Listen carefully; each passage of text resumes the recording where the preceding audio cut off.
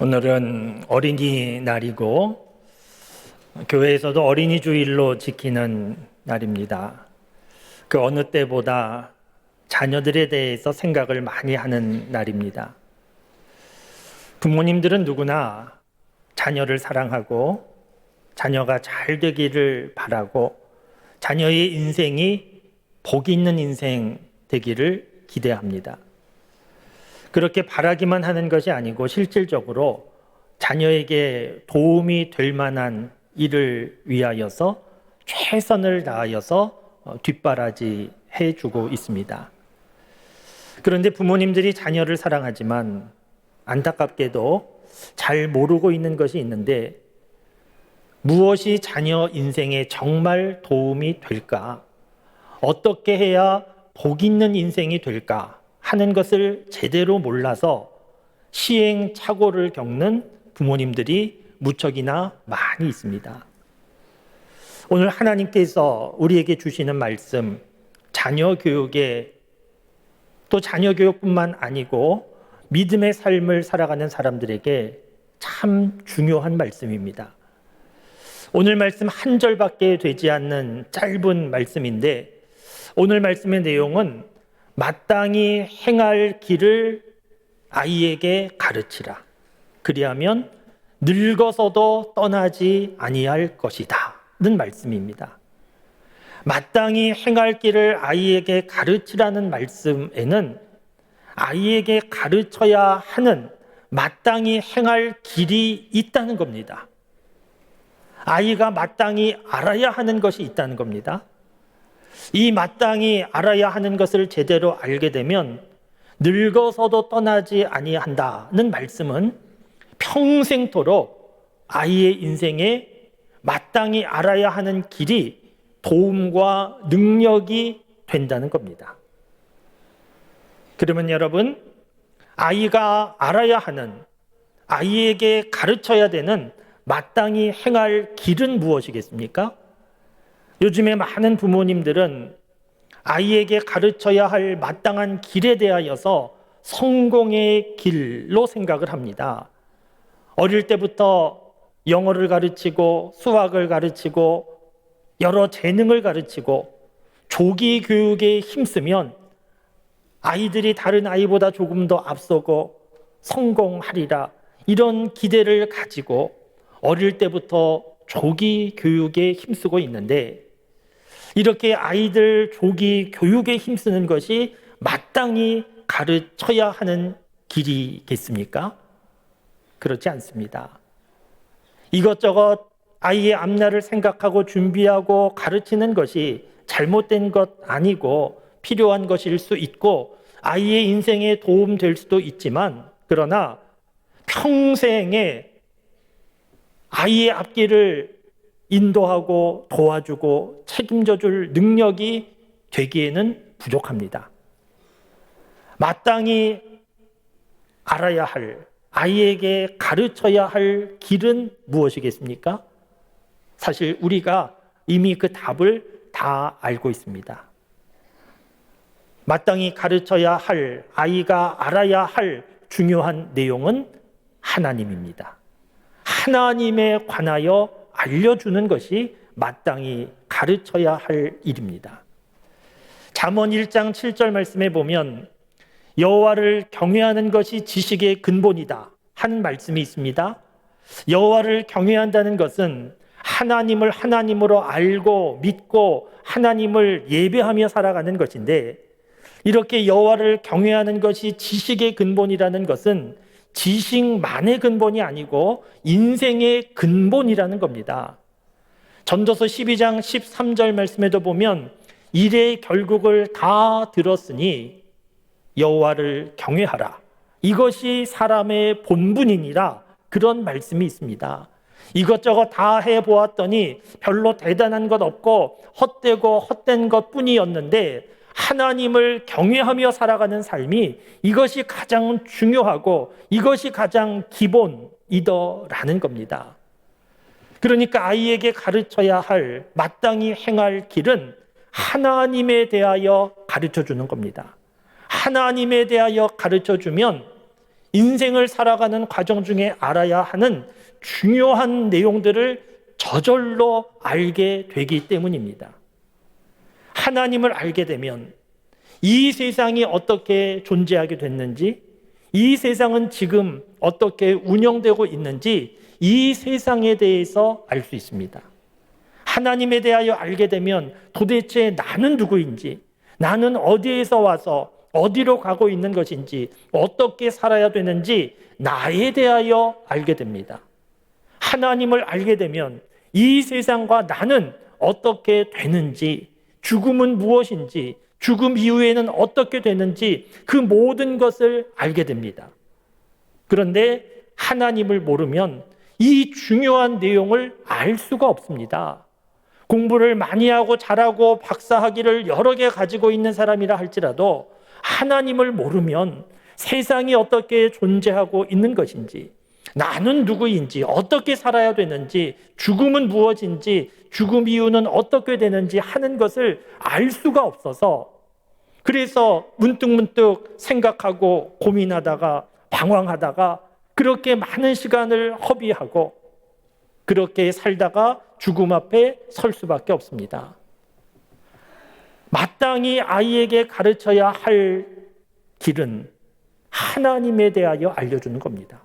하나님에 대하여 알려주면 이것이 평생의 도움과 능력이 되기 때문입니다. 여러분, 요셉을 생각해 보시면 요셉의 인생 중에 중요한 장면이 있었습니다. 형들의 시기와 질투로 갑자기 낯선 나라 종으로 팔려왔습니다. 그 나라에서 주인의 아내가 유혹합니다. 이 집에는 당신하고 나밖에 아무도 없다고 주인의 아내가 유혹하는데, 이때 요셉이 뭐라고 합니까? 창세기 39장 말씀에 보면 당신 말대로 이 집에는 당신하고 나밖에 없지만 내가 하나님 앞에서 범죄할 수 없다, 이렇게 말합니다. 만일 요셉이 주인의 아내의 유혹을 거절하지 못했다고 하면 애굽의 총리가 될 수 없는 것은 물론이고 주인의 손에 죽었을 겁니다. 그런데 요셉은 믿음이 있었고 그 믿음으로 거절했고, 그래서 유혹을 이겨냈고 종살이 옥살이 하는 것도 견디고 애굽의 총리가 될 수 있었습니다. 여러분, 솔로몬도 생각해 보시면 솔로몬 인생에 중요한 장면이 있는데 열왕기상 3장입니다.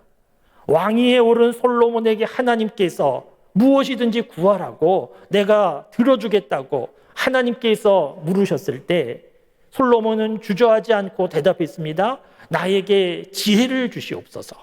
지혜는 남다른 IQ 달라고 한 것이 아니고 하나님을 청종하는 마음을 주시옵소서, 하나님 믿는 믿음을 주시옵소서, 그래서 이 나라를 믿음으로 잘 다스릴 수 있도록 도와달라고 하나님께 부탁한 것이고, 하나님께서 솔로몬의 이 대답을 들으시고 기뻐하셨습니다.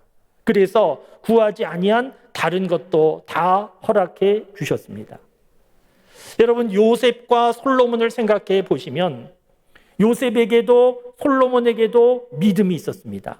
믿음이 있었기 때문에 주인의 아내 유혹을 거절할 수 있었습니다.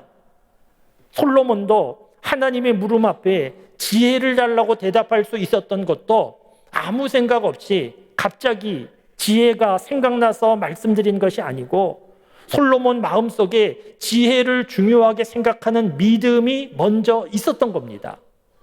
여러분, 그러면 요셉과 솔로몬 어떻게 믿음이 생긴 겁니까?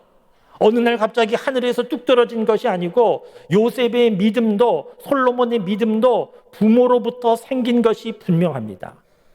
요셉이 형들의 시기로 인하여 집을 떠나기 전 어린 시절 그 아버지 야곱으로부터 하나님에 대하여 들었고 배웠을 것이고, 그래서 하나님에 대한 믿음이 생겼음이 분명합니다.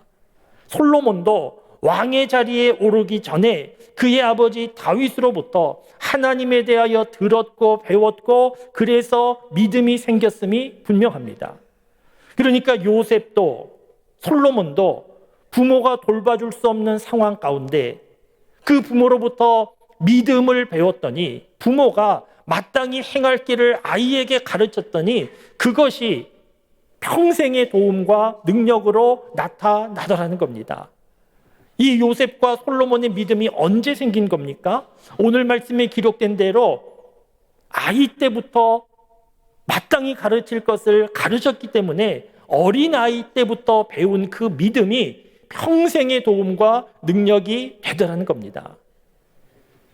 전 세계적으로 유대인들이 여러 각 분야에서 두각을 나타내고 있기 때문에 많은 학자들이 관심을 가지고 연구했습니다. 도대체 유대인들은 어떤 교육을 받기에 이렇게 여러 분야에서 두각을 나타내는가 연구했는데 그 연구의 결과 인종적으로 다른 민족보다 IQ가 높더라 이런 결과는 없습니다. 우리나라처럼 조기 교육 열심히 시켰더라 이런 결과도 없습니다. 여러 학자들이 연구했는데 그 결과는 한 가지로 모아지고 있는데 유대인들에게 있어서 쉐마 교육이라는 것이 있더라. 이 쉐마 교육이라고 하는 것으로 인하여서 유대인들이 이렇게 탁월한 민족이 되었다. 그게 보고서 내용입니다. 쉐마라고 하는 말은 히브리 말로 들으라 이런 뜻을 가지고 있는데 이 쉐마 교육의 핵심적인 내용이 신명기 6장 4절과 5절 말씀입니다. 신명기 6장 4절 말씀을 보면 이스라엘아 들으라 이렇게 시작합니다. 들으라. 이스라엘 들으라. 아이를 앉혀놓고 아이야 들으라 이렇게 말하는 겁니다. 무엇을 말하는가 하면 우리 하나님 여호와는 오직 유일한 여호와시다. 하나님이 계시다. 그 하나님 한 분 하나님이시다. 아이야 들어라 그러면서 가르친다는 겁니다. 계속해서 5절 말씀을 보시면 아이에게 계속 말해주는 겁니다. 너는 마음을 다하고 뜻을 다하고 힘을 다하여 내 하나님 여호와를 사랑해라. 하나님 계시다. 너는 하나님 사랑해야 된다. 아이야 들어라. 그러면서 어릴 때부터 계속해서 아이에게 말해준다는 겁니다. 제가 아는 목사님 가운데 이스라엘에 사시면서 그 자녀를 유대인 학교에 보낸 목사님이 계십니다. 학교에 입학하면 초등학교 1학년 때 제일 먼저 배우는 것이 창세기를 배운다는 겁니다. 학교에서 1학년 때 창세기 배우기 시작해서 초등학교 3학년 때까지 창세기 3장을 암송하게 한다는 겁니다. 1장부터 3장까지 완전히 외우게 한다는 겁니다. 그리고 13살이 돼서 성인식을 하는데 성인식을 하게 될 때는 일가친척을 다 모으고 아이가 설교를 하게 되는데 그 설교의 내용이라는 것이 아브라함의 하나님, 이삭의 하나님, 야곱의 하나님이 나의 하나님입니다. 그렇게 일가친척에게 말하는 내용이 설교라는 겁니다.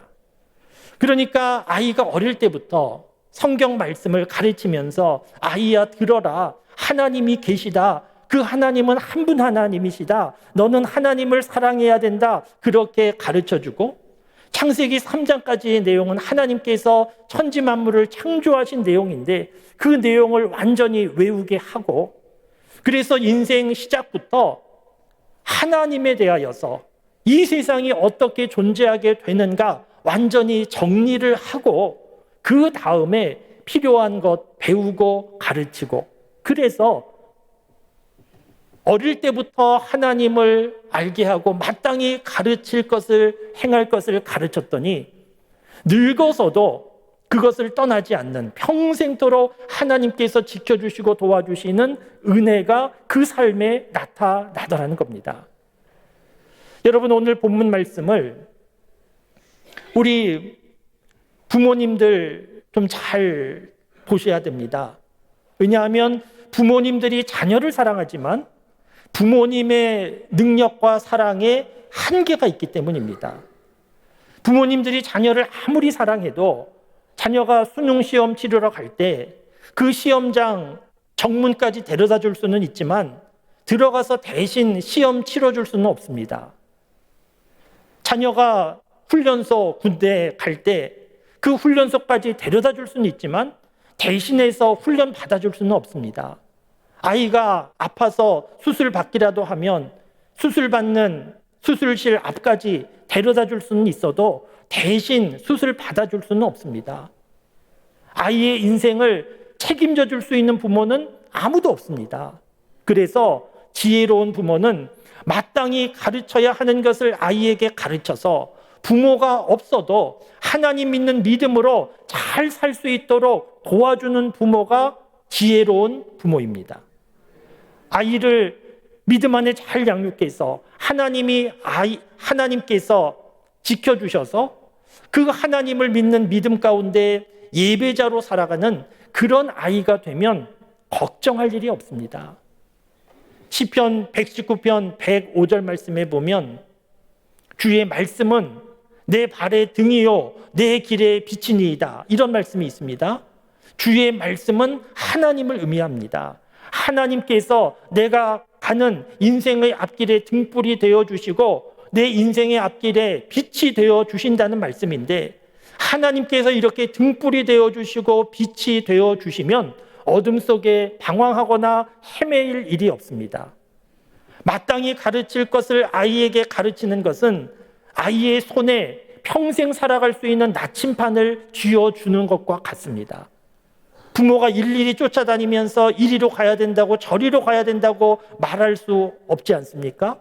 그러나 아이의 손에 제대로 된 나침판을 쥐어주면 아이는 방황하지 않고 올바른 길을 가게 될 것이고 하나님께서 그 길을 인도하시고 도와주게 될 겁니다. 그렇기 때문에 마땅히 가르칠 것을 가르쳐서 우리의 자녀가 하나님을 알고 믿고 예배하는 삶을 산다고 하면 안심하셔도 됩니다. 지금 비록 자녀의 모습이 이것저것 부족해 보인다 할지라도 하나님을 알고 믿고 예배하고 그렇게 살아가는 자녀라고 하면 안심하셔도 됩니다. 그런데 이것저것 부족해 보이지 않고 나름대로 성공해 보이는 자녀라 할지라도 하나님을 알고 믿고 예배하는 삶에 문제가 있다고 하면 안심하시면 안 됩니다. 마땅히 가르칠 것을 가르치셔야 됩니다. 마땅히 가르칠 것을 가르칠 수 있는 부모가 될 수 있기를 바랍니다. 여러분, 이 일을 위하여서 부모님이, 그리고 부모가 아니라 할지라도 많은 어른들이 알아야 하는 중요한 내용이 있는데, 먼저 부모가, 어른들이 마땅히 행할 길이 무엇인가를 제대로 알아야 됩니다. 많은 부모님들이 자녀를 사랑하는데, 그런데 마땅히 가르칠 것을 제대로 가르치지 못하는 부모가 많이 있습니다. 왜 그렇습니까? 본인이 배우지 못해서, 제대로 알지 못해서, 마땅히 가르칠 것을 제대로 모르니까 제대로 가르칠 수 없는 것이지 않습니까? 사무엘상 2장 말씀에 보면 레위 지파의 엘리 제사장에 관한 말씀이 있습니다. 이 엘리 제사장에 관한 말씀은 목회자 입장에서 상당히 도전과 찔림이 되는 말씀인데, 왜냐하면 제사장이었지만 자녀 신앙 교육을 제대로 시키지 못했기 때문입니다. 그런데 엘리 제사장의 모습은 목회자에게만 도전과 찔림이 되는 것이 아니고 자녀를 양육하는 많은 부모님들이 잘 보셔야 되는 말씀인데, 엘리 제사장에게 두 아들이 있었습니다. 신앙교육 제대로 못 시켰습니다.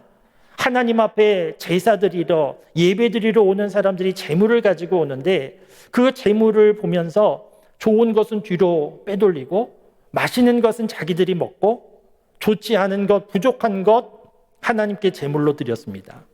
성전에서 일하는 여자들과 동침하고 성적으로 악한 죄를 범했습니다. 엘리 제사장이 자녀 신앙 교육을 제대로 못 시킨 겁니다.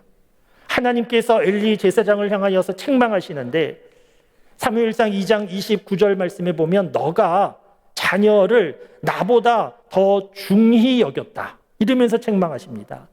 너 자녀를 나보다 더 사랑했다, 그러면서 책망하십니다.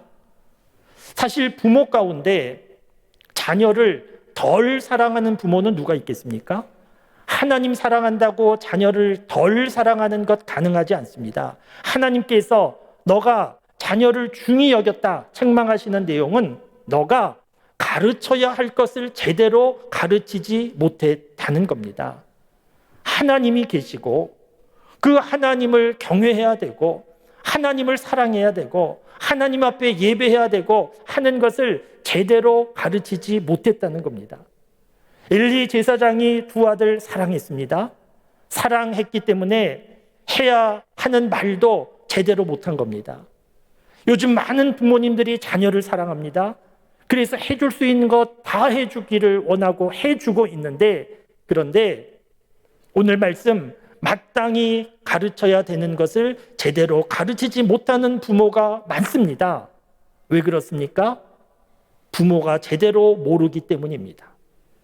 엘리 제사장 마음속에 하나님을 알고 믿고 경외하고 예배드리는 것이 정말 중요하다 하는 생각이 충만했다고 하면 어떻게 해서든지 그 자녀들에게 가르쳤을 것인데 그 생각이 그리 충만하지 않은 겁니다. 오늘 이 시대를 살아가는 많은 부모님들이, 믿음의 부모님들도 자녀를 이것저것 교육시키고 자녀를 위하여서 뒷바라지 하느라 헌신하는데 마땅히 가르쳐야 하는 것을 제대로 가르치지 못하는 부모가 많이 있는데 왜 그렇습니까? 잘 모르기 때문입니다. 본인 스스로가 이것이 정말 중요하다, 이것이 정말 귀한 것이다, 우리 아이가 꼭 알아야 한다 하는 것을 본인 스스로 제대로 확신하지 못하기 때문에 제대로 가르치지 못하는 겁니다. 사랑하는 성도 여러분, 오늘 본문 말씀 마땅히 가르칠 것을 아이에게 가르치면 늙어서도 떠나지 않는다는 말씀, 이것을 단순히 자녀 교육에만 해당하는 말씀으로 보지 말고 오늘 이 말씀 앞에 나 자신을 돌아볼 수 있기를 바랍니다. 나는 마땅히 행할 것 제대로 알고 있는 사람인가?